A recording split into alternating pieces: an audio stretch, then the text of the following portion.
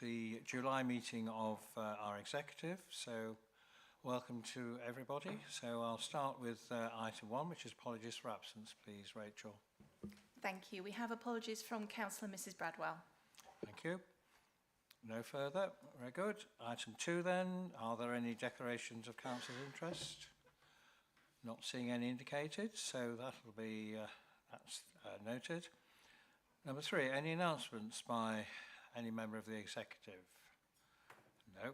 Okay. Quickly moving on then to item 4. So this is the minutes of the executive held on the 4th of minutes of the meeting held on the 4th of June last month. So is it your wish that I sign these as a true and accurate record? Is that agreed? Thank you.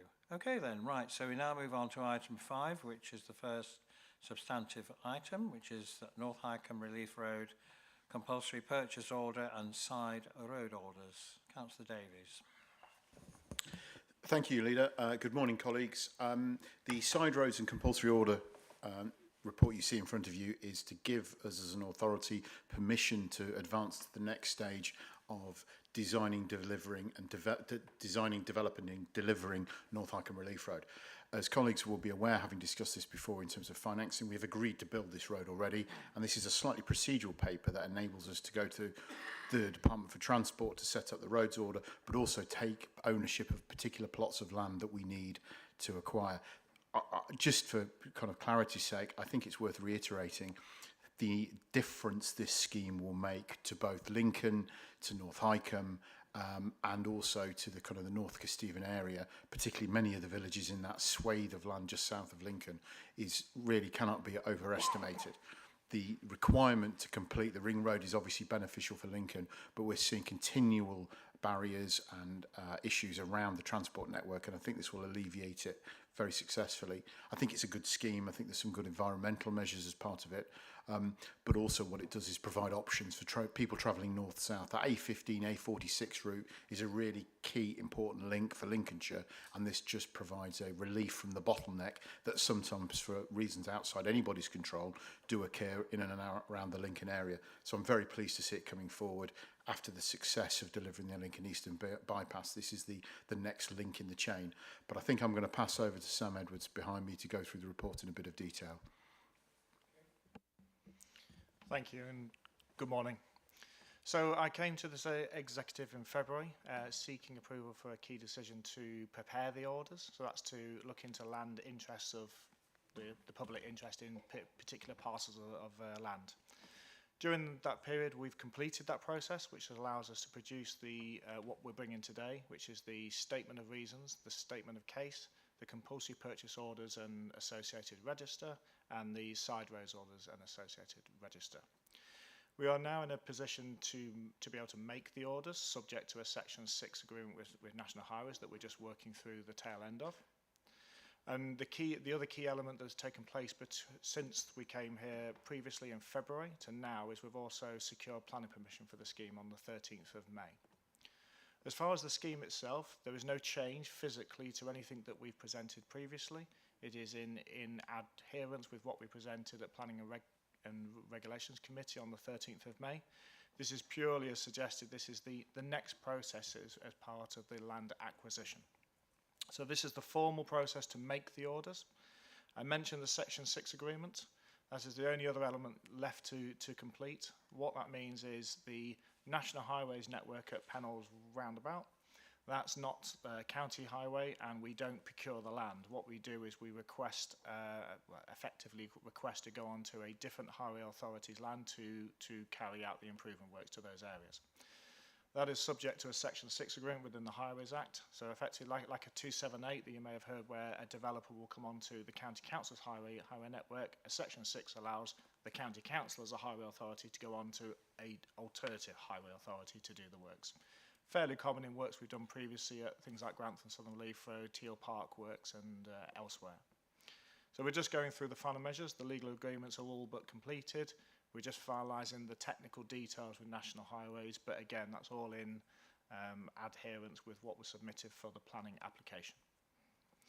So this paper, as I say, is procedural. We're looking for the approval to make those orders as outlined in the paper, and also there's various delegations to allow that when the time is appropriate.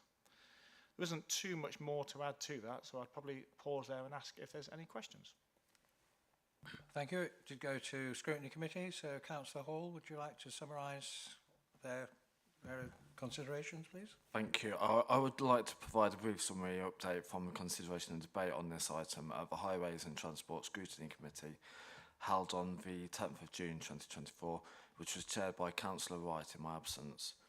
The committee unanimously supported the recommendations regarding the report under consideration. Several key points were raised and addressed during the discussion. Firstly, members inquired about the threshold for triggering a public inquiry in response to objections. Officers clarified that even a single statutory objection could necessitate this, while non-statutory objections may not. They assured the committee that LCC actively engages with objectors to resolve concerns, citing past successful examples. Secondly, the committee expressed concerns about cost management and the handling of the Section 6 agreement. Officers explained that the project's £193.9 million budget includes contingencies for inflation and unforeseen events. They assured that discussions with the Department for Transport have not indicated any potential funding cuts. The Section 6 agreement with National Highways is in advanced stages, with ongoing productive meetings, minimising risk to the project's timeline and scope. Lastly, members sought clarification on planning permission and technical details. Officers confirmed that the planning permission is for a 70 mph dual carriageway, that any significant changes would require revisiting the business case. They assured that collaborative efforts with National Highways over the past 3 years have minimised risks associated with technical and legal approvals. In conclusion, the committee was satisfied with the comprehensive responses provided and unanimously supported the recommendations that the report makes you, as were assured, that objections, cost management and technical details are being proactively managed to ensure the project's successful progression. Thank you. Thank you very much. Right, questions, comments, please, ladies and gentlemen? Yes, Councillor Corey. Thank you, Chairman. I want to thank the portfolio holder and the Executive Director for bringing this scheme forward, but I want to pay particular thanks to Sam and his team for the extensive public consultation events and the way they took the concerns of local residents on board when the initial scheme was proposed. Particularly, I'm going to get parochial, there were genuinely held concerns about the pedestrian link between Bracebridge Heath and Waddington. Sam's team took those concerns on board. They amended the pedestrian scheme, and I think the scheme that's now come forward is excellent and mitigates all those concerns. So I want to thank you for listening and amending the scheme. Thank you. Thank you. Any further comments, please? Yes, Councillor Davey. Yes, thank you, Chairman. Councillor Davies has hinted at this already. I think this is a really good scheme and obviously fully supported by me. And I think the important message is that this is not just a great scheme for local people and local villages, but the interconnectivity east-west, north-south is critical for the growth of the Lincolnshire economy. And I think this is absolutely the right moment to bring the scheme forward and support it. Thank you. Anything further? Good. Yes, I think as has been, I won't repeat what's been said, but a very important scheme which obviously we have secured substantial funding from government, and obviously we will be investing as well, but I think it's a very positive scheme, and so far has gone pretty smoothly, and we've adjusted as things have gone on. It has been modified according to consultation so far. So the recommendations are that we go out to consultation I do the side orders, I do beg your pardon, so which I'm just trying to find the page, which I've lost at the moment. I'll come back to it. It's on page 11 there, so there are quite a few recommendations there, basically which are on pages 11 and 12. Everybody in favour of those recommendations, please now indicate. Thank you. That would appear to be unanimous. Thank you for that. And thank you, Sam, and good luck with the next part.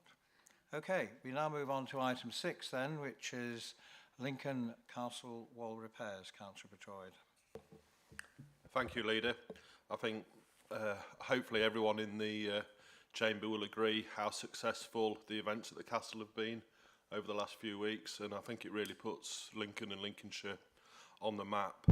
With that regards, it's important that we keep up the maintenance of the castle, and this agenda item looks at the ongoing repairs we need to do to a historic building from excuse me, from the look of the weather and the condition of some of the areas of the walls. So we're looking to put a conservation and repair scheme in place, and I'll pass over to the officers behind me in the property team to go through the paper. Thank you. Thank you, Councillor Bertroyd, and thank you, Chairman. I will pick out a number of salient points from the paper for the Executive's consideration, but I'll keep it relatively brief. There are 3 areas of work that we're looking to address as part of the castle. The first is something called defrassing, and that is we've done some surveys on the internal walls, and specific areas of the walls have been identified as needing repair, and defrassing is where we employ highly specialist stonemasons to go in, and they actually hang off a rope on the inside of the internal wall, and they use various tools and means to just remove loose material from the wall and carry out any repairs. And obviously that's important because we don't want any loose material falling on the inside of the walls. It's just a regular maintenance item that we need to do. The second item of repair that we're doing is citizens in Lincoln will have noticed that the East Gate has had some scaffolding around it. We're going to be repairing that as well and repairing the towers. Also, so the aim will be, once the work is finished, to remove the scaffolding and take it down to reveal the East Gate back to its former glory. And finally, we're undertaking some identified repairs to the wall walks as well, and this is to ensure that we can keep the wall walks open and the visitor attraction functioning again for the citizens of Lincolnshire. There's not an awful lot more to mention as part of the paper, so I welcome the Executive's any questions that you may have, and I'll leave it there. Thank you very much. Councillor Corey. Thank you, Chairman. The Lincoln Castle is a much loved and increasingly used building within our portfolio, and but as we know, it is a scheduled ancient monument, and sometimes it shows its age, and so these works are necessary. So I'm grateful for the work that the property team has put into helping the old girl look her best. Thank you.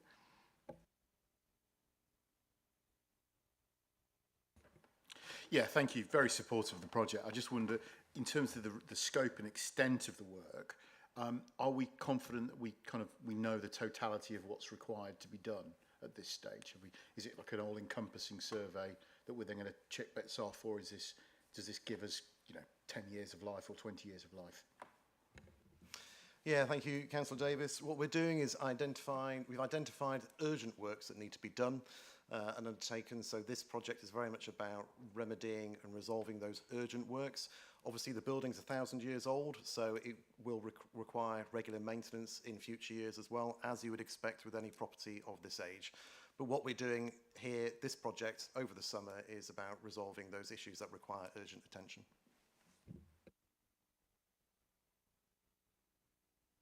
Any further?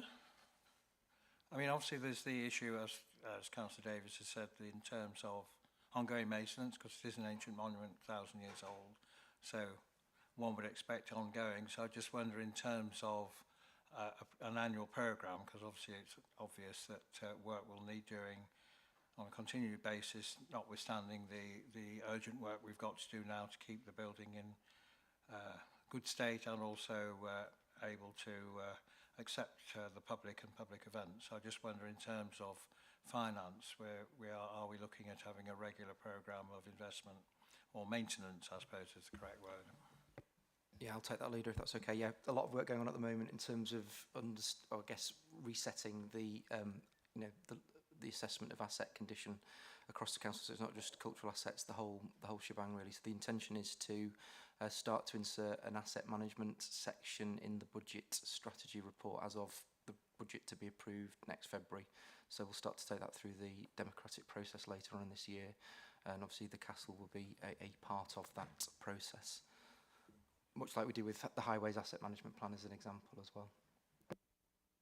Thank you. And it is obviously it's an iconic building which we've brought back to life some years ago now, but I mean it's very successful. Not just the recent concerts, but obviously we have the steampunk, we have the successor to the Christmas market, if I can put it like that, but lots of things can go on there. But it does need a lot of investment, and we need to just try and make sure we keep up to speed with that. And it would be really good to see that scaffolding removed from the East Gate, and obviously presumably there will be a future plan for the West Gate as well. Yes, thank you, Leader. I can confirm that we'll be looking at the West Gate as well in due course as part of the works. Okay, thank you. Any further comments, please? It didn't go to scrutiny, so there are no scrutiny comments. And obviously there are, I mean, you'll see from the recommendations on pages 1 that we approve the scheme. We approve the contract exception to give the contract. And as members of the committee will be aware, but not the public, there are some pink papers, some restricted papers, so we've been able to consider the financial aspect, which because of commercial sensitivity on behalf of contractors we are not able to share. So the recommendations are that we approve it, and we approve by way of exception the contract to Vertex Access Limit to undertake the work. Specialist works, can you just say that it is very specialised, this work, Dave? Yeah, that's absolutely right. The work is highly specialised, and we require stonemasons to be trained and specifically qualified in this area of work. And the stone will be coming from Lincolnshire, won't it? Quarries in Lincolnshire, the bigger stone pieces. Yeah, there's a number of quarries that the stone can come from, some of which, yes, are in Lincolnshire. It's about the availability and getting it at the right time, but it is, I believe it's called Ancaster stone, and yes, it comes from Lincolnshire. Thank you. Okay, so as I said, the recommendations on page 1 and 2 that we approve the scheme, we approve the awarding of the contract to Vertex, and then the details are delegated to the Director in consultation with Councillor Bertoyd. All those in favour of the recommendation, please show. Again, unanimous. Thank you for that, and thank you for that report. Okay then, we move then on to item 7, which is review of financial performance. So obviously our annual, we consider this paper, and then the council in September will then, following our recommendations, consider the paper and our recommendation and come to a decision. All I'd say in starting this is we're probably, I won't say we're unique, we're in a small band of councils which actually are in a position where we have an underspend to decide what to do with. I think there's not many councils now that are in that position, and there are some councils which are in a much worse position. So I think it's a credit to the management of the council that we are in this position, and we've been in this position for many years now, that we are, we do underspend, and we have underspendings to decide what to do with, and many councils are in having emergency measures to make sure that they actually are within budget. And also, as we know, there are many councils which are actually technically I've got to say a bankruptcy, if you like, to put it in ordinary terms. So I think it's a credit to the political management, also credit to the management of our officers who have managed to keep their budgets within plan. There is a larger than expected underspend this year, and I think Michelle or Andrew will go through those in a minute, and there are some exceptional circumstances which have caused that. So I think, again, this is a good year where we are in a reasonable position, not to say there are a lot of pressures developing on us, in particular homeschool transport and SEND, special educational needs, and obviously the new government who were elected in 2 days' time. I think one of the first jobs that local government and certainly the County Council's network needs to do is actually make them aware again.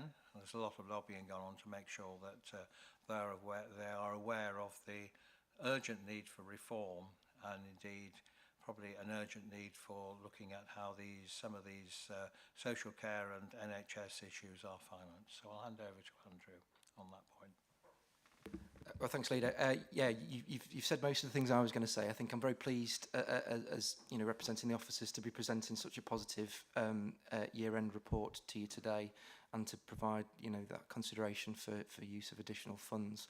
I think just rewinding back, this was the 10th budget I've set I've supported members on as a Section 151 officer, and at the time it was the most difficult one I've done, given the backdrop of the inflationary pressures we were experiencing coming out of COVID and as a result of the Ukraine war. So the position stands testament to that. As you said, there are, I guess, stormy signs ahead, really, in terms of some of the forecasts and outturns that we're showing in the report, as you said, particularly around home to school transport, waste and send, and we're obviously enhancing governance around that to ensure that we've got a clear handle on what comes next.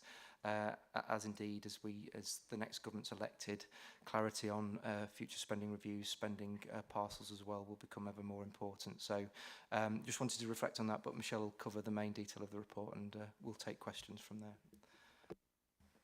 Thank you very much.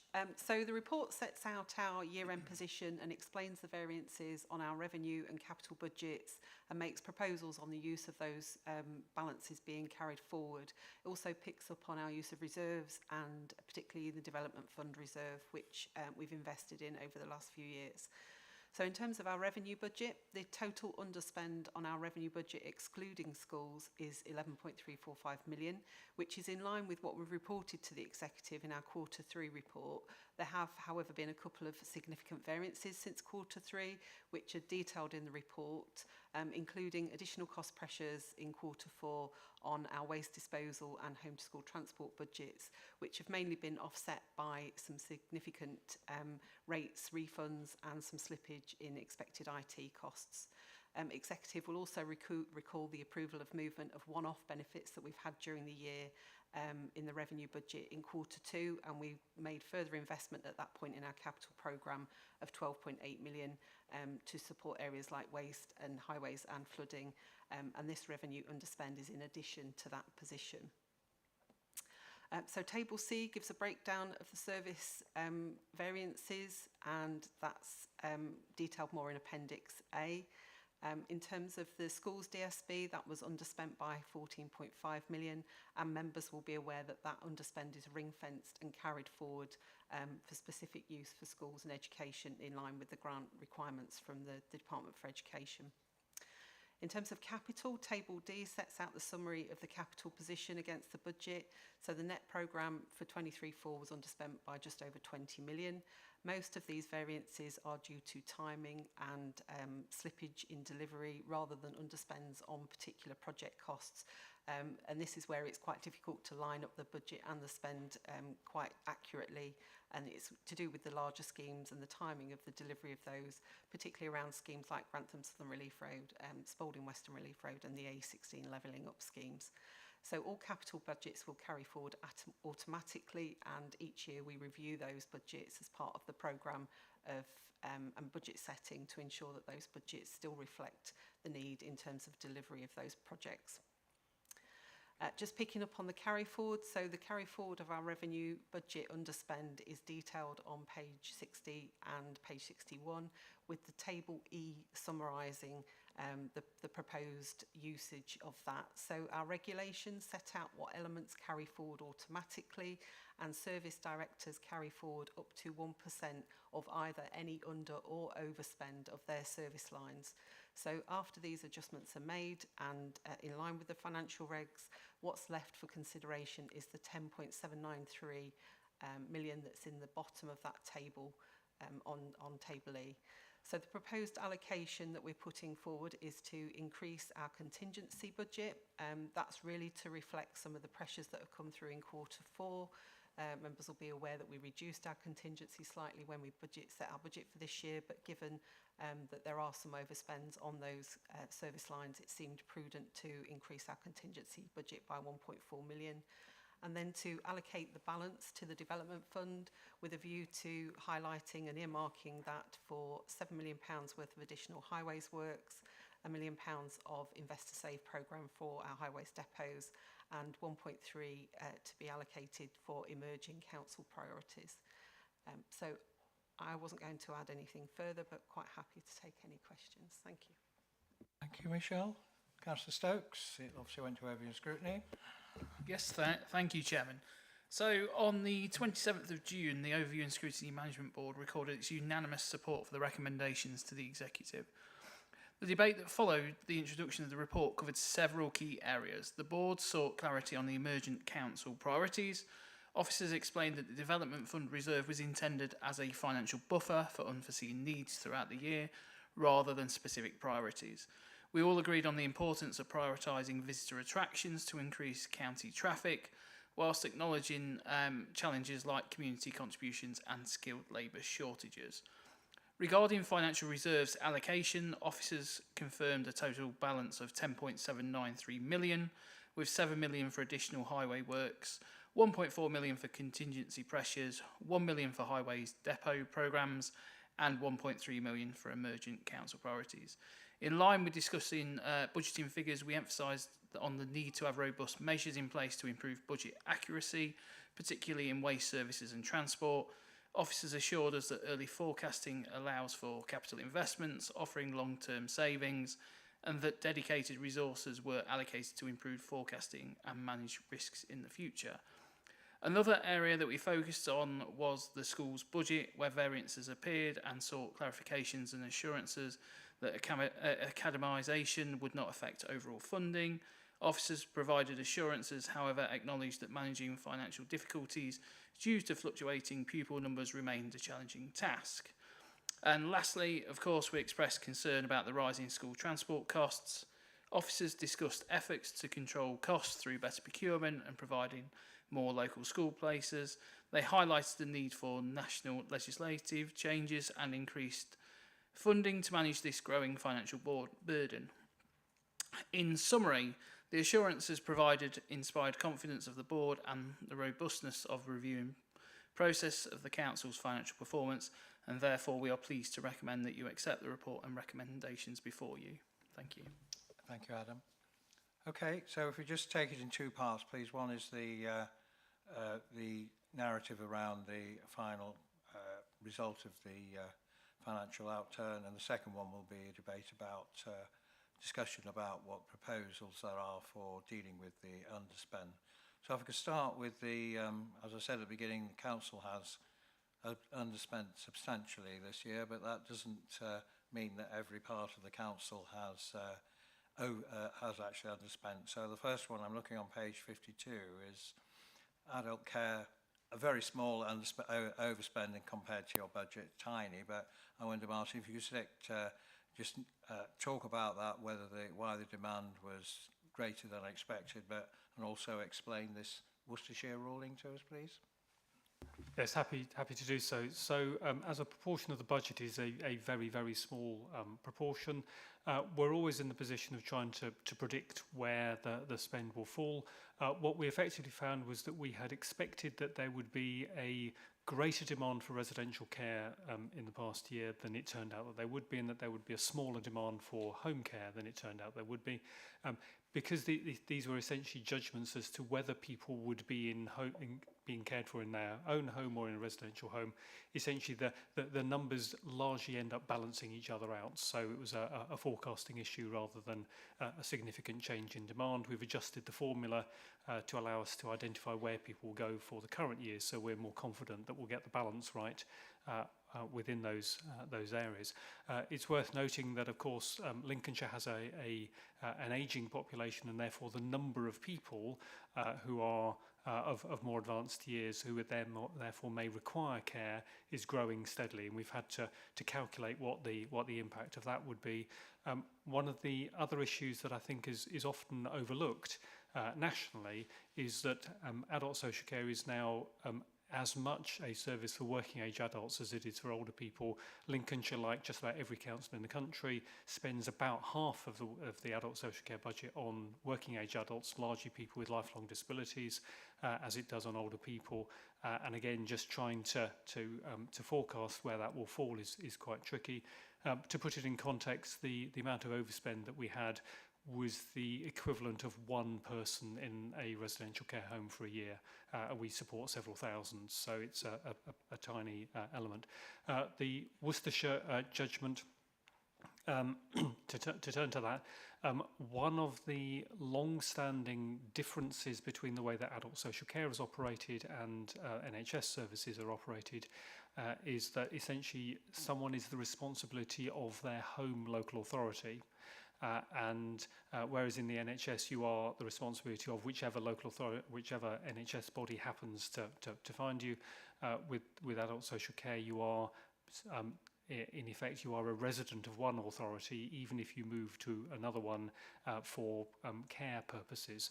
And essentially the Worcestershire judgment has adjusted the definitions and the understandings of how you work out which local authority is responsible for an individual, and that's worked out in a couple of cases that we've had to, it's become identified that we were responsible for some individuals that under the previous interpretation that we didn't think we were, and therefore the costs associated with those individuals have fallen to us as opposed to another local authority. In terms of migration from within the UK, is there, because we have a lot of that in Lincolnshire, is that probably a bigger issue for us than maybe elsewhere?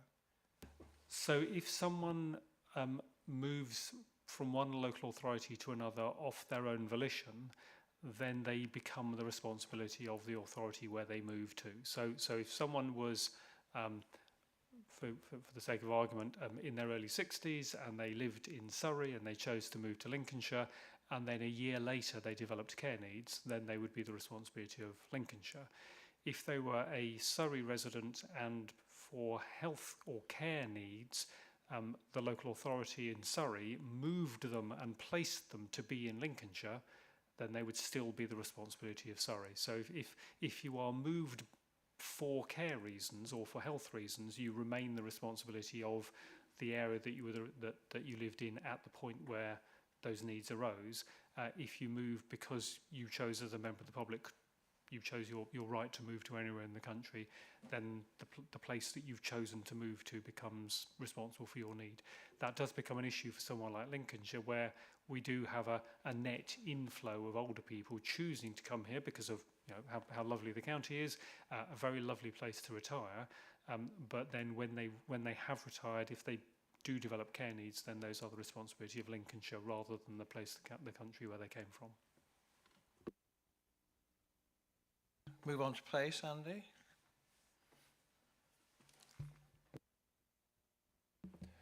Yes, thank you, Leader.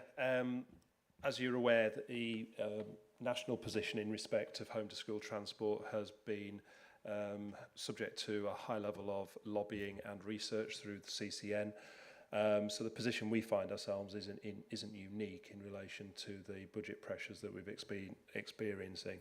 A number of issues that impact on that relating to the population position in terms of the number of pupils coming through to school roll, and as is experienced in the children's services area, also the increasing impact of the increased number of people with SEND requirements. We've also had the situation in the context of how we manage our contractual arrangements. We are in conversation and discussion with our commercial team about improving our ability to actually manage the award of contracts to give us greater efficiencies. You'll also be aware that within the year we were part and parcel of the transformation programme, and the ongoing activities in relation to that work also meant that we've had some cost avoidance during the year as well. Those works continue, and we continue to look for improvements in terms of the efficiencies that can be delivered and closer joint working with children's services to manage the flow of people into the system.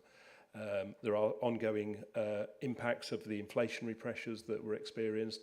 Once those inflationary pressures are into the system, they don't disappear again quickly. And all of those things have combined to give us the situation where the home to school transport budget has unfortunately overspent in the last 12 months. The waste situation, again, a couple of contributory factors to the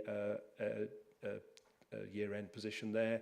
There was unforeseen outage at the EFW facility during the year as part and parcel of planned maintenance. Whilst those maintenance activities were ongoing, there were further repairs that were needed to be undertaken. So again, that meant rather than a short period of time, there was a 3 to 4 week period where waste had to be diverted elsewhere, and therefore the costs associated with additional transport of that waste were affected, and obviously the additional costs. We expect that in the context of working that through with FCC, there will be some rebalancing of that out. And also, as the year's gone on, the increased amounts of waste that are actually being deposited. As a society, it increasingly appears that there is more waste being produced, and aligned to that, obviously, house growth in the county is giving rise to increased numbers of collections being required. We're now trying to work out a mechanism to map that more effectively, so we can actually project that through and understand the sort of effectively the unit cost that's associated with individual households and the amount of waste that's presented. And I gather the value of the recycled plastics has also gone down substantially, which has been a factor as well, I understand. Yeah, so we've gained on one level in terms of being able to separate out our card and paper. Some delays in the rollout of that programme, but that's brought some benefits.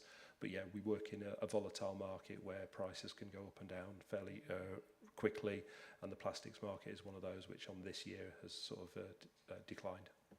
Thank you. In terms of mitigation of certainly on the homeschool transport and SEND issues, mitigations or thoughts, Chief Executive?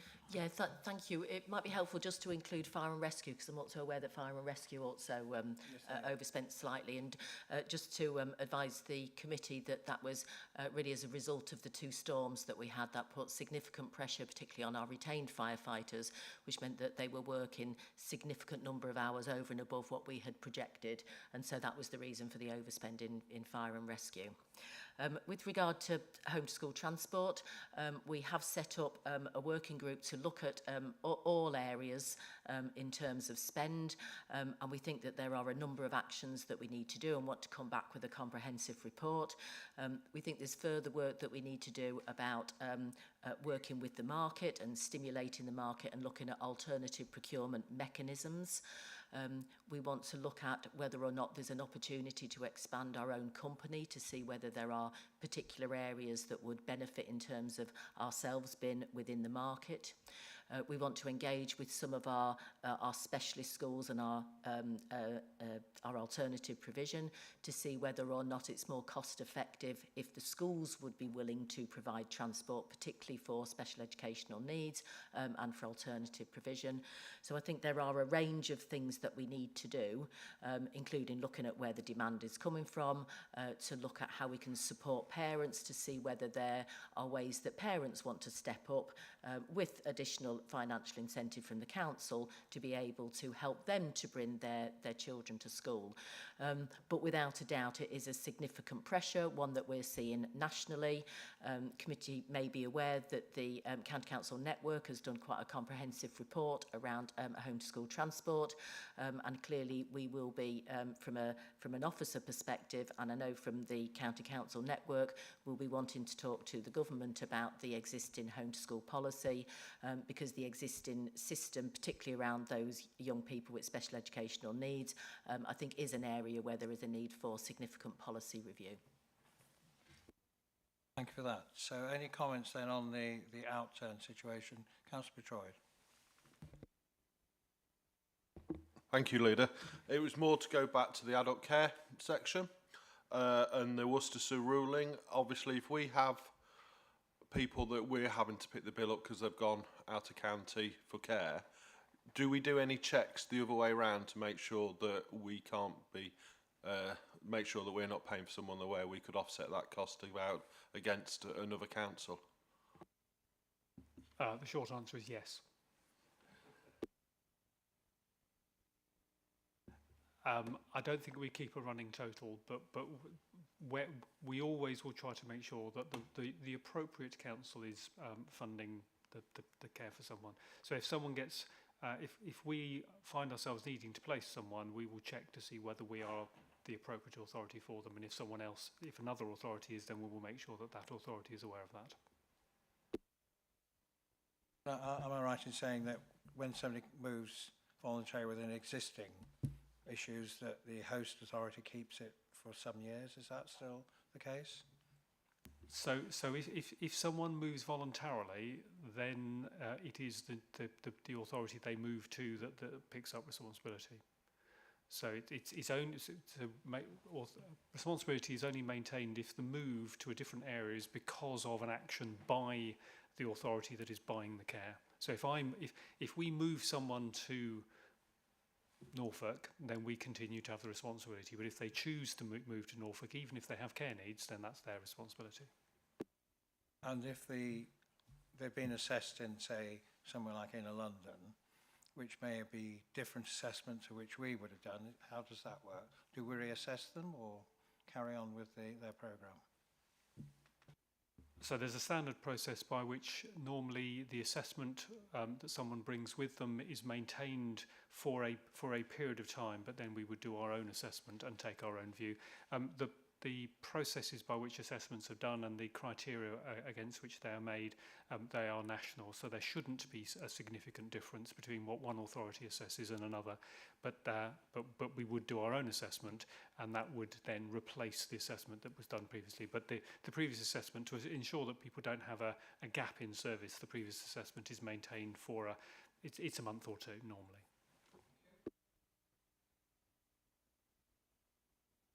Again, for Martin, a quick thought really. How reliant are we in relation to care and health in Lincolnshire on overseas workers to come in? Because I think there seems to be globally a kickback against people leaving their home countries to work overseas. I understand both Nigeria and South Africa to bring in restrictions. So how under pressure would we be in terms of competing with other areas for workforce, and how will that impact on budgets going forward, do you think? I could potentially give a very long answer to that, which I will resist the temptation to. I will divide it into two areas. So if you're looking at professionally qualified staff, so the NHS is a major employer of professionally qualified staff who qualified overseas. And I think it's pretty clear, and the NHS would, in a sense, would need to answer for themselves, but it's pretty clear that such a substantial proportion of NHS clinical staff are overseas trained that if they didn't have access to that pool of people, the NHS would really struggle to operate. There has been significant effort over recent years to expand the UK training provision. So obviously in Lincoln we have a medical school, and there's been a lot of expansion for medical schools and for nursing schools. I think that is still some distance off producing enough people. The NHS has been growing very fast, and even therefore the additional capacity for medical and nursing training and allied health professional training has not kept pace with the demand for clinical staff. Second part then focusing really on adult social care. I think it's very important to note that adult social care is a very skilled and very demanding area of work to work in. You may not need specific qualifications to do it, but it is very clear there are some people who are very good at it, and there are some people who just don't have the skill and the approach to do that. The adult social care provision across Lincolnshire is again significantly dependent upon overseas workers. There are, I'm trying to remember off the top of my head now, I think there are over 100 providers in Lincolnshire that have current international recruitment licences. There will be therefore probably a couple of thousand overseas international workers who are working in the sector. Just to put that in context, there are something like 21,000 people who work in adult social care in Lincolnshire, more people work in adult social care than work for the NHS. I probably wouldn't be far out if I said about 10% of them are international workers. So at present, We're not actively seeking to bring more people into the country to work for adult social care. The scheme being operated by the government to date has resulted in a significant number of people coming in. We are currently ensuring that those people are placed with the most appropriate employer. So we've probably got enough people currently in the country through the scheme, but not all of them are appropriately placed. So we're very actively working on that.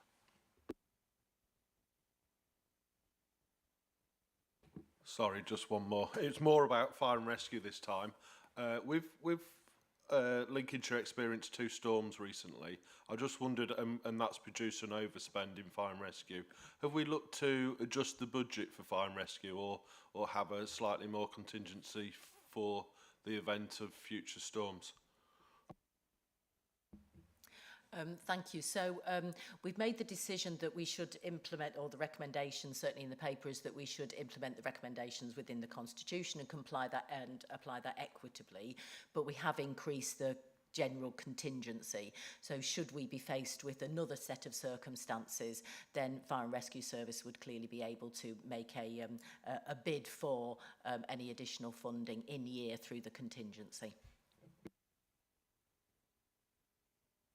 Okay, I'll move on then to proposed use of the underspend, which is on page 61, which there's a chart there which actually explains in detail where these where it would happen. So obviously the first one is carrying forward of underspends and overspends to each department. So when you finish with that, you'll see at the bottom of the page there is first proposal there, which I'll explain, which is obviously partly been explained by the Chief Exec.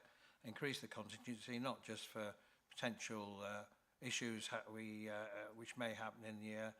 I think with the new government, it's probably prudent as well to make sure that we have a bit more of a cushion in terms of whatever the new government decides to do. But as we also have repeatedly said, the current government, well, the old government's plan was for substantial savings to non-protected departments like local government and it seems to be, it'll be interesting to see, but it wouldn't be a total surprise if that was continued with, but that will be a debate. And because the elections happened sooner than anticipated, that would give a new government more time to come up with some changes before they allocate their budget later in the year. So I think that's the reason for that. So then we move on to the next bits, and Councillor Davies, you just want to talk about the additional highways work and the Investor Save Highways Depot programme. Yeah, thank you, Leader. As colleagues will appreciate, spending on the roads is always a requirement. I think it's the single largest asset the County Council has, being worth approximately £6 billion and requires substantial investment all the time, particularly as the diverse nature of our population, which we've heard in other areas, means that a lot of our roads, while seeming small and not particularly busy by some measures, are the lifeblood of the local community. I think what I would suggest we spend this additional money on is those long stretches and those repair stretches of roads, the resurfacing, in particular, I think is very valuable for our local community. It represents extremely good value for money because it's about preventing further deterioration of the road. And it's also a straightforward expenditure rather than lots of design work having to go into particular schemes. And I think it represents good value for money in terms of our communities because they can see, rather than going out and doing individual potholes, we're doing stretches of road, and it always goes down well, and it makes good sense that we are careful with taxpayers' money. In terms of depot improvements, we've got particular depots that require upgrades and potentially movements. That's all about enabling our gangs in particular to operate more efficiently. One of the things I know many colleagues have been out on visits, but we see on a regular basis is if you're able to move around quickly, get access to equipment, the guys can get out of the yard more easily, they've got access to better facilities, the quality of the works they do is much better. One of the particular advancements we've made in depots in recent years is the hot boxes, which, forgive me for saying simplifying, stop me if I'm getting too technical, is a big large hot box in the yard where we keep tarmac. And what that enables us to do is, rather than the old cold-style repairs colleagues will be used to seeing, we are using hot material. It keeps for a couple of days in the hot boxes in the yards, and then the gangs load up in the morning, it goes out. And that's provided us to do those much better quality saw cut and tap repairs that I know everybody's very keen on seeing. And it's those kind of improvements we need to see more of to enable the depots to kind of operate more efficiently, and potentially there will have to be some movements as well. Okay, thank you. And then finally, there's emerging council priorities. Again, we are aware that there could be other initiatives or indeed defence initiatives which we need to do. So again, important, I think, to put some money aside ready for. We are sort of nimble in terms of opportunities which may or may not arise following, in this instance, a new government arriving. So those are the proposals of. Those are the recommendations in terms of what to do with the money. Is there any comments on any of that? Have we got any? Yes, Councillor Corey? Thank you, Leader. Just a quick question to Councillor Davis. The hot box, thank you for your technical description. And the extra money is going into the gangs. Will that see a reduction in those incidences where someone has reported a pothole through Fix My Street, and the gang turns up, they'll fix the pothole that's reported but not the one that's a couple of yards down the road, that then causes hassle for local communities? Will the extra monies remedy that?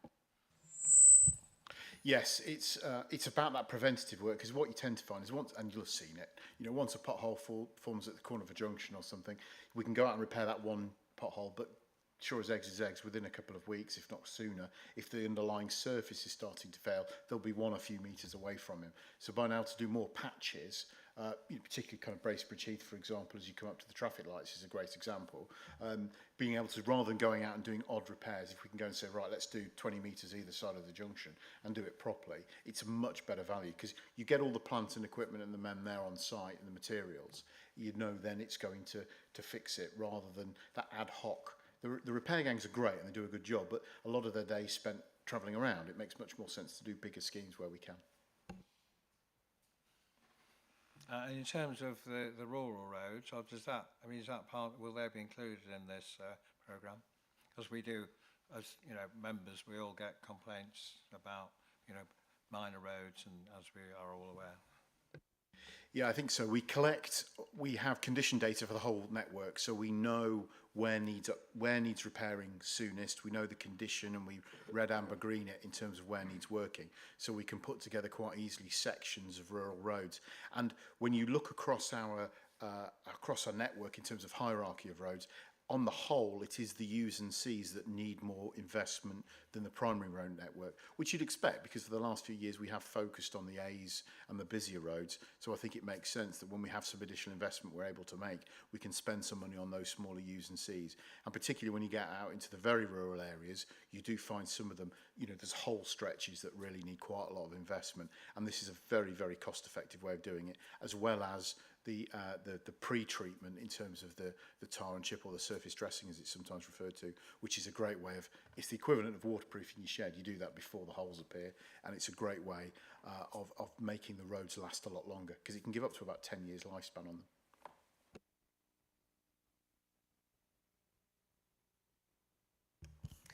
Thank you, Councillor Davis. It was just on a comment that you've made about the surface of roads. By and large, the surface of our Lincolnshire roads is pretty good, and especially if you go somewhere else, it's very good. The surface is fine. But on the rural roads, one of the problems that I seem to be seeing more and more of is the verge and the road. The roads aren't wide enough because they were never made wide enough many hundreds of years ago, because it was only a horse and cart. But then, of course, when vehicles are pulling off, they're making these great big ruts. And, of course, a bit of it might be tarmac, or certainly the tarmac drops away. Have we got a mechanism that we can use to upgrade those bits of roadway? Because there's just so many of them. Thank you. Yeah, there isn't an easy answer. I mean, South Fen is a good example in your kind of neck of the woods, Councillor Woolley, where you've got some heavy industry, got a very narrow lane. My own view is the problem is when I learnt to drive, that when you came across on a single track road another vehicle, one of you would pull over and stop. It would appear now the technique is to accelerate towards each as further as possible and then pretend that the verge is the road. The problem we have is if we start widening the road in that sense and tarmacking over these edges, there is no construction under there. So we're almost left in this kind of catch-22 situation where if we make it easier for people to drive on the verge, we're going to have to end up widening every single road in the county. In the worst locations, we curb it. We are also using things like foundry slag, limestone to fill the gaps, because obviously the last thing you'd want is somebody running off the road and damaging the underside of the vehicle. But the point is you've got to stay on the road. You can't be driving on the verge. We've also trialled in a couple of locations lining the side of the road, really to say, you know, this is the road, do not drive outside of these white lines. And that's proved successful to a point. You know, heavier equipment has made a real difference. You know, 20 years ago, HGVs weren't involved in harvesting in the way they are now, whereas, you know, bale carting and grain carting goes on, and we're seeing much bigger vehicles going into fields, so that does damage as well. There is no one-size-fits-all answer, really. The reality is, unless we had hundreds of millions, we couldn't widen all the roads. So we've got to kind of come up with approaches that keep people to the middle of the road and just ask them to be a little bit forgiving of traffic coming the other way, rather than continuing to drive on the verge, because just pulling onto the verge isn't the problem. It's when they drive along, and that's when you see the churn of the verge occur, and that then gets water, and then that washes out. And some of them are particularly bad, where you can kind of get a rut 6, 12, 8 inches deep that could do a lot of damage, particularly even to cyclists and walkers. Thank you for that. Anything further? Anybody? Very good. Okay, recommendations there on page 37, and there are 37 and 38. There are 4 of them, which obviously technically explain what we've just gone through. So all those in favour of the recommendation, please now indicate. Again, unanimous. Thank you very much. Thank you for that. Thank you for your attendance, finance people. Okay, move on to the final paper then, which is Corporate Plan Success Framework, Q4 for the last year. Thank you, Caroline. Thank you, Leader. So yes, as we've said, Q4, so the end of March 2024. You'll be familiar with obviously the format. So in terms of the activities that underpin the delivery of our corporate plan, there aren't any activities that are RAG rated in this report. Really positive to see. We do have 38 that are progressing as planned, so that's 86% RAG rated green, so really positive. The 6 activities that are amber rated, and just to clarify, amber is that one of the milestones that has been set within that activity is slightly behind, but overall the activity is on plan, so progress within sort of agreed limits. 2 of those that were RAG rated amber in Q3 and remain RAG rated. These were, and we've talked about these previously, obviously, these were A13 around working with partners to implement the Housing for Independence strategy in adult care, and A21 working with partners across the integrated care system, setting clear priorities for the next 3 years. So I won't go into those. Obviously, all details are within the report. We have seen improvements in A47, which was around transforming the way we engage with our customers through our customer strategy. This was rated amber in Q3, but is now green rated. The newly amber rated activities in Q4 are A10, so around achieving net zero carbon emissions by 2050. This was around the revisions to the Green Master Plan and the adoption of the Carbon Management Plan, but that will now take place during 24-25. A11 is around responding to communities in a joined up way around our flood risk protection. Again, we've already talked at length through the finance side and also in previous meetings around the further investment around flood investigation work and further flood resilience projects that are being delivered to households. So continued work in that area. A25 is around maximising the use and provision of our water as a valuable resource. Again, this is to do with particular delays we've seen, but in some schemes, but they are all now progressing as planned. And finally, A41, which is around our business intelligence strategy. Again, we have new capacity in the council and regarding to our IT senior leadership, and we're working with them to progress that technical infrastructure during 24-25. So all in all, from the volume of activities, a really positive picture. In terms of key performance indicators for Q4, we're reporting 32 of those against an ambition or a target. 90.6% of these are either exceeded or achieved their target. This is increased from 88% in Q3, so a really positive picture. Of these, 13 are exceeding their target. 7 were exceeding in Q4, so I won't go over those, but we have 6 new measures that are exceeding their target. 2 relate to academic achievement. Now, just to clarify, this was summer 2023 results, which I know feels a bit odd when young people have just finished sitting their examinations now, but due to obviously the data collection and validation process, summer 2023 data has just been finalised and released.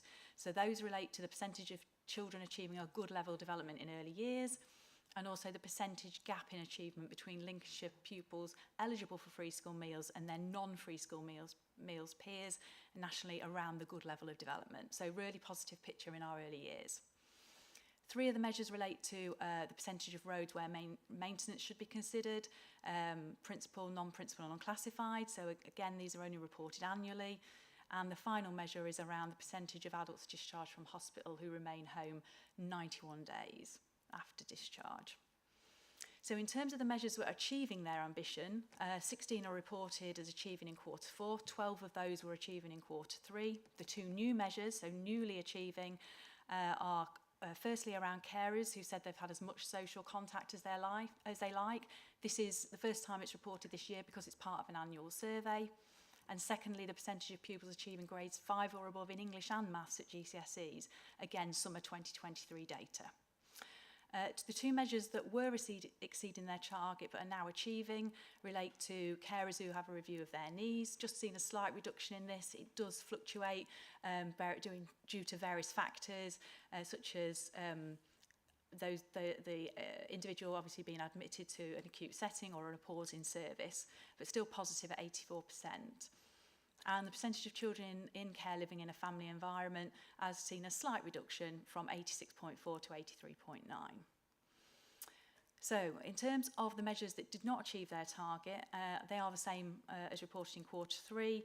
We've included an overview of waste, as we always do, and also those carers supported in the last 12 months. Again, measures that we've discussed previously at length.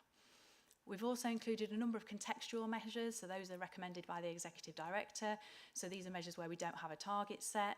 We're seeing positive impact around employment in medium and higher skilled jobs. We're also seeing that continued positive impact of heritage events in attracting visitors to Lincolnshire, and also the number of people using the Visit Lincolnshire website continues to be incredibly strong. The continued high levels of highways service combined scores also is a really positive picture, given the pressure on the service as we've just been hearing. And also we're continuing to undertake work around Section 19 flood investigations and the support for homes at risk of flooding. And finally, the annual data regarding the council expenditure has been released and for 22-23, and this shows that we continue to see service delivered at a lower cost than our comparators. So all full details are in section 4.6. I'll pause there before going on to 24-25. Councillor Stokes. Thank you, Chairman. So I'm pleased to provide an update on the discussion that took place on this agenda item last week. Our discussion covered several key areas. Firstly, regarding waste management and recycling, members expressed concerns about the Great Northern Terrace Recycling Centre's efficiency. Officers explained that the national framework had not been adapted to emphasise reuse over recycling, and they committed to providing an update on reuse options within recycling centres and to seek improvements at the Great Northern Terrace facility. On flood investigations, members inquired about the timeline for completing Section 19 investigations. Officers assured us that a 90% completion target within 6 months, with current investigations being prioritised. Highways maintenance was another focus, with members asking about costs to improve non-principal and unclassified roads, and the leader acknowledged the challenges of maintaining our large rural network and highlighted additional investments made. Officers will provide cost estimates and further information. Regarding educational targets, members sought clarification on GCSE performance in English and Maths. Officers agreed to provide more detailed information and noted that these concerns were regularly reviewed by the Children and Young People's Scrutiny Committee. Early years development was also discussed, with members requesting more information on the percentage of children achieving good development levels and uptake of early years entitlement. Officers attributed low figures to COVID-19 impact and agreed to provide detailed breakdowns. And throughout the meeting, officers provided explanations and assurances, acknowledging challenges and committing to improvements where needed. So overall, the board was satisfied with responses, but do look forward to receiving the additional information that has been requested. Thank you. Thank you very much. Okay, we just quickly refer to some of those comments. I mean, I was at the meeting, and certainly there did seem to be, not just at Lincoln, a view that in terms of management of movement at household waste recycling centres does seem a bit patchy, shall we say, and I think there was a view that could there be more sort of traffic management. So I don't know, Councillor McNally, Andy, have you got any views on that? Yeah, thank you, Leader. They are looking at Great Northern Terrace and working with the contractors on there, renewing some of the lining, altering some of the layout of the skips, so like the rubble and the hardcore will be in a separate section to let it flow through. Radios being issued to the staff. I mean, we're doing as much as we can, but there'll be a point where, you know, you can't do any more.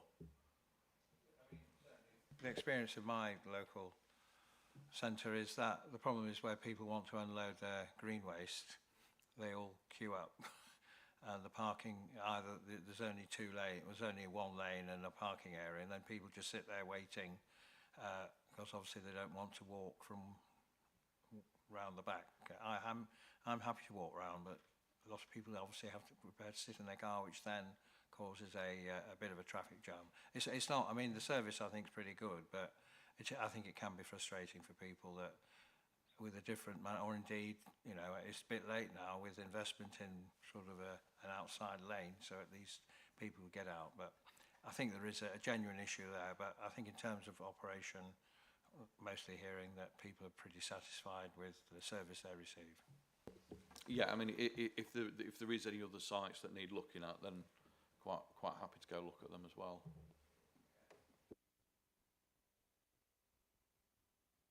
Next one I've got is flood investigations. Yeah, I mean, it seems slightly different message came at the committee meeting than I've been told and you've been told. So some clarity would be good. Yes, well, I was at the Flood and Drainage Committee chairman, and I was assured that we're on target to meet the end of August in terms of the Section 19 investigations, and I'll ask Andy to clarify. Yeah, I can confirm that that's the situation. As you're aware, we've got the 220 ongoing Section 19 investigations. We have outsourced those to 3 different companies, as well as sort of using some of our own capacity to actually deal with some of the more long-standing ones. Councillors are being advised of when investigations are being conducted on the ground. And I think Councillor Smith in particular raised a query, which clarification's been provided back to him since. As I say, we're still confident we'll be able to bring all of those investigations together by the end of the summer, and then do an effective analysis of what the priorities are, which of the interventions fall clearly and easily for the County Council to action, which will fall for other partners to take forward directly, and we'll obviously want to make sure that they're actually delivering them accordingly. And then there will be the range of schemes which require multi-agency activity and the design of probably fairly complex solutions. And one of the challenges we'll have at that point is managing expectations that people will have about the timescales and our ability to implement those. Some of them will not, unfortunately, be quick fixes. Could I just add, Chairman, that there were about 30-some additional reports under Section 19 after the cut-off had fallen in relation to Section 19 reporting. So those are going to be completed, I believe, by the end of September, if I remember correctly. Yeah, for obvious reasons, we've concentrated resource onto the massive reports that came on the back of Storm Babette and Storm Henk, but we will always have an underlying flow of work coming from other activities. So some of that workload is those outstanding cases that have been on the books for a while, and as you say, Councillor Davey, others that are reported late into the system. I think the other thing that we would emphasise as well, we are, in the context of the government schemes that are available, we are maximising the potential for localised flood resilience on individual properties to be implemented, but that does involve the property owners actually taking responsibility and ownership of getting that grant in place. Again, the capacity of the system is stretched, and I think, as has been reported previously, we're in a situation, because it's a government-run scheme, there is a limit on the number of suppliers that are available to actually implement those improvements, so people do end up, unfortunately, in a bit of a queue and in a time lag. Thank you. My concern is there that holding the relevant agencies to account, i.e. the EA, they've already told us this year that they have got no funds for repairs and not only maintenance, but the repairs that were caused by these floods. So that is a great concern, certainly to... I had 48 properties flooded in my area, which is not that many as other people, but a lot of those were EA rivers that need certain work on it. So how are we going to hold those to account? Yep. Both Angling Water and the Environment Agency have resource constraints in terms of their capacity. The Environment Agency have advised us as the amount of funding they are light this year in the context of just in carrying out repairs, not even the maintenance they would normally want to do. We're in the process of getting further detailed information about them in terms of what risks that might actually bring forward, and then I think it'll be one of these areas where we'll have to have a joint conversation of what becomes the art of the possible. I think, as Councillor Davey is aware, we've written a number of letters over recent months extolling the importance of government funding being released in an appropriate way, and, dare I say, in the context of working across our local partnership, we are pushing hard for the Environment Agency to be looking at a more flexible approach to how they actually allocate their funding locally. Councillor Hill and I met with Angling Water on Friday and got some reassurance of the need for greater local transparency and accountability through some of the Angling Water activity. Time will tell whether that translates into direct action. Thank you. On that, I think when all these reports do come in, there needs to be some clarity about who's doing what and when. And I think nobody's got all the money to fix all these problems, but I think if the public at least have given some indication of what will be done soon or not so soon, and the answer, there'll be some things which just won't be done. And I think the sooner the public are aware of where they stand, the property owners, that would be a good place. But it will require coordination with all the agencies to be honest with each other about where we are in terms of our assets and indeed funding to repair or maintain assets, and indeed a programme, because I don't think the public will accept everybody just saying it's not our problem, it's their problem. And I think that's, come the autumn, it is really important that we give a sensible narrative to people, and people will understand if it's not going to be immediate. They'll want to know when, if ever, and if it's not, if it's quite some time, they will be able to then make their own arrangements.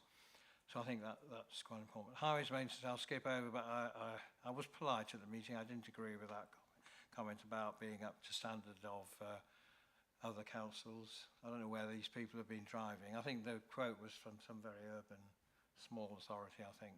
We'll skip on from that because we've dealt with.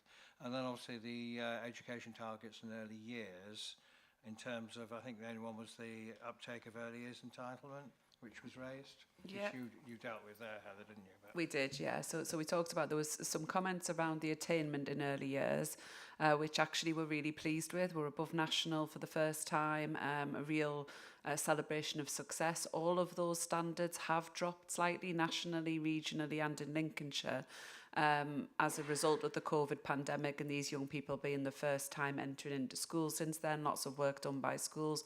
But what we're really pleased about is we've mitigated some of that, and those results were something we think to be celebrated. I think we also had some challenge around early years take-up, and there was some disagreement amongst members on that. Understandably, some thinking it should be at 100%, and others feeling that families have a right to choose whether they send their child to a preschool setting. Again, we're happy with the performance in that area. We're happy that we're providing those places where they're needed, and that we're responsive where we see pressure on places. Thank you for that. So any further on this paper? We'll treat it separately. Caroline's trying to cover up for my slip because there is another paper. So we'll deal with the last quarter of last year first. So are you happy to accept the recommendations, which I believe are just be considered and agreed? Agreed? All agreed on that? Unanimous? Thank you. So then we'll move to the final paper, which apologies for that. Sorry to keep you longer than I promised. But we'll move on to paper 9, which then is Corporate Success Framework for the first quarter this year. Thank you. Thank you, Leader. So this is setting out the framework for 24-25. So in terms of what we'll report during the course of next year.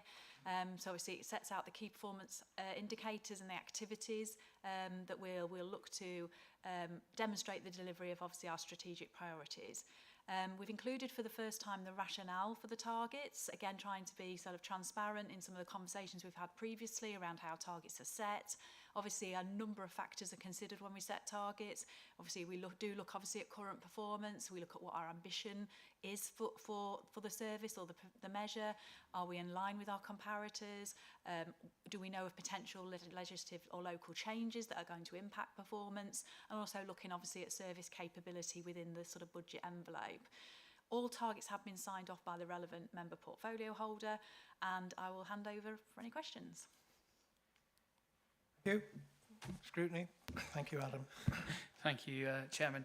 I'm pleased to confirm that following a thorough discussion on this report, the board unanimously supported its recommendations to the executive, and our discussion covered 3 key areas.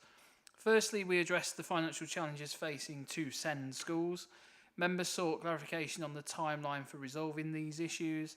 It was explained to us while the school budgets are self-governed and centrally funded, they are working closely with the schools to develop a plan within the next academic year to help them manage their budgets effectively, and this involves analysing student cohorts, funding and staffing ratios. Secondly, the potential purchase of additional gritters was discussed. Members raised concerns about financial provisions for wear and tear on these vehicles which are currently leased. While this concern was noted, a direct response regarding specific financial provisions was not provided during the debate, and I'd be keen to turn to officers again today seeking a response sent via email to the committee, please. And lastly, we discussed recycling targets. Members questioned why our county's target of 50% was lower than the national target of 55%. Officers explained that our end-of-year target was set at 40.96% based on what was realistically achievable. They emphasised the need to focus on broader waste management strategies rather than solely on increasing recycling rates. To sum up, the board was satisfied with the proposed priorities detailed in the report, as well as with the overall responses to the questions posed, and looks forward to receiving updates on these matters in the future meetings. Thank you. Thank you. So we'll deal with the 2 SEND schools. The SEND formula is pretty generous, so hopefully I don't know, obviously we don't know what the issues are, but you do, but hopefully they'll get themselves back in order. Yeah, I think this was raised with regard to another paper, not within this paper, and we did answer it and address it in the meeting. But basically, yes, it's 2 schools that have, and as we know, our special schools have been taking more children than they had originally planned for at our request to try and support us with the SEND provision. This is 2 schools we've been working with for a while now around their budgets and supporting them to get them into line. So I think it's a matter that's in hand, but isn't the content was raised by a member, but I think it's from a previous paper at another committee. The gritters. Yeah. Over the last few years, we've been moving from an approach from leasing vehicles to actually owning them outright. As of this year, we now don't lease any vehicles. We do own all our vehicles outright. In terms of the financial management and maintenance of those vehicles, it has always been our responsibility. So the fact that we now own rather than lease the vehicles hasn't changed the budget requirements and the budget pressures on the authority, and that is factored into our budget provision. Over the lifetime of the owning of the vehicles, we believe we'll get better efficiency out of those vehicles and more appropriate use, which hopefully that will be reported back in full to scrutiny to clarify that point. I think the point was that if we lease them, we can hand them back. If we own them, there's an issue, you know, are we, I mean, I did speak because he had the big gritter there at the show, and unfortunately I spoke to Darren Redford and I got more detail than I was probably hoping for, but very enthusiastic officer. But I just, the issue is obviously if you own the vehicle, it becomes your asset or liability in 10 years' time. So I think the issue was in terms of what are we doing to make sure that salt obviously is very corrosive, in terms of making sure we limit the potential depreciation of the asset. Yeah, we went through a full option appraisal before going down the route of actually buying vehicles and developed a business case to justify the approach. And as I've emphasised, the maintenance regime, whether they were leased vehicles or our own to own, falls on our responsibility. So we will make sure that we are maintaining those vehicles to get the absolute maximum lifespan out of them. We did buy an additional 4 vehicles this year as one of the companies went into administration because we believed we could sweat that asset for a period of time rather than having to buy immediately new vehicles. So we do take it seriously, and as you say, Darryl lives and breathes that, particularly over the winter months. So, for example, if they're turning around quickly, but are they washed down every time they go out, or I don't know what the policy is? Don't have that information directly. It'd be useful to know. I mean, obviously, if they having to keep turning, but you would have thought, because obviously it is, a lot of it's not metal, but some of it is metal, and the chassis, for example, and it is very correct. One would, presumably there is a programme of washing as often as is practical. Yeah, there is a full programme and a detailed maintenance regime, and that is obviously monitored to make sure we get the effectiveness and efficiency out of the fleet.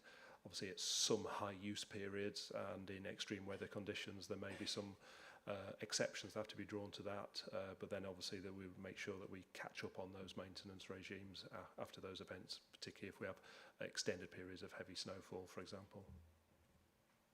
And then the final one was recycling, which always comes up, and obviously our view is we don't agree with the way the government measures it, and we probably prefer to focus on how much which goes to landfill, which is negligible. But Councillor McDally, I mean, we keep having these questions. Yeah, thank you, Leader. Same answer.